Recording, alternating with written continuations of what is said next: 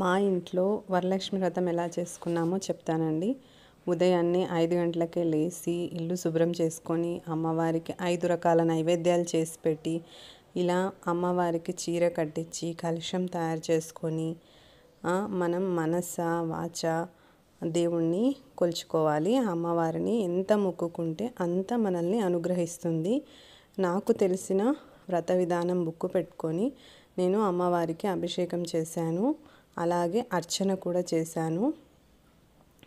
మనకు తోచిన విధంగా మన శక్తి కొలది అమ్మవారిని ఎంత కొలుచుకుంటే అంతగా అమ్మవారు మనల్ని దీవిస్తారు.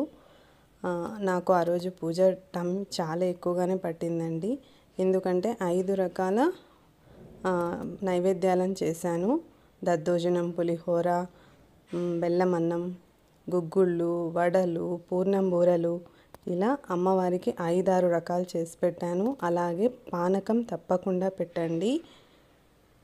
ఇలా నేను పూజ చేస్తుంటే మా అబ్బాయి వీడియో షూట్ చేశాడండి. నాకైతే పూజ మీదనే ఉంది, నాకు టైం లేదు కూడా వీడియో తీయడానికి. కంకణాలను కూడా తయారు చేసి పెట్టుకోండి ఫ్రెండ్స్. కంకణాలు అంటే ఏంటో కాదు, ఒక దారం తీసుకొని తెల్ల దారం 5 పొరలు తీసి దాన్ని 5 కానీ 9 కానీ తీసి ఒక తమలపాకుని చుట్టి అలా కంకణాలను తయారు చేసుకోండి. మీకొకటి, అమ్మవారికి ఒకటి, మీ ఇంట్లో హస్బెండ్కి ఒకటి, ఇంకా మిగిలినవి వచ్చిన ముత్తైదువులకి ఇవ్వచ్చు. వాళ్ళకు వ్రత విధానం ఉంటే తీసుకుంటారు.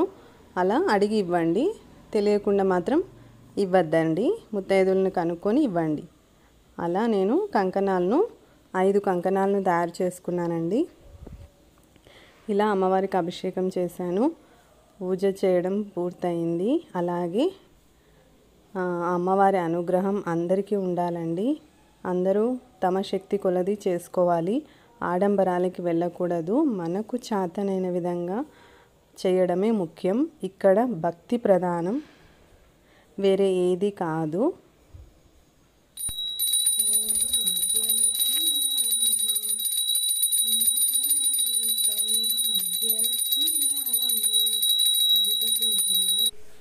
అలా ఉదయం పూజ చేసుకున్న తర్వాత మళ్ళీ సాయంకాలం అమ్మవారికి హారతి ఇవ్వాలండి.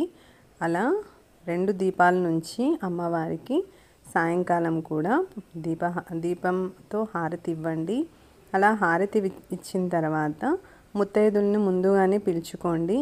తాంబూలం ఎలా తయారు చేసుకోవాలో చూద్దామండి. 2 తమలపాకులు, ఒక్క చీటి, అరటిపండు లేదా ఏదైనా పండును ఉంచండి. అలాగే నేను బ్లౌజ్ పీస్ కూడా ఇస్తున్నాను, అది మీ ఇష్టం అండి.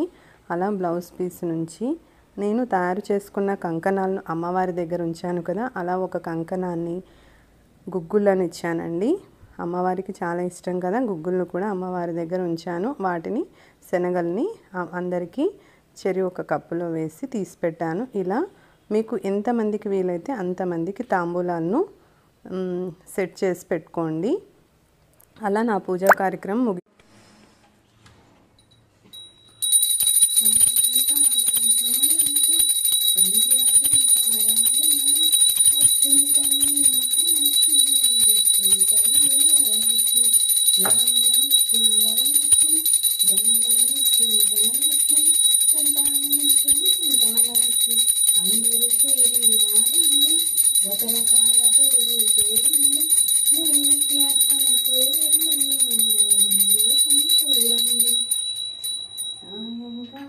సమయంలో సంధ్యాదీపారాధనలో వచ్చును తల్లి మహాలక్ష్మి, వచ్చును తల్లి వరలక్ష్మి.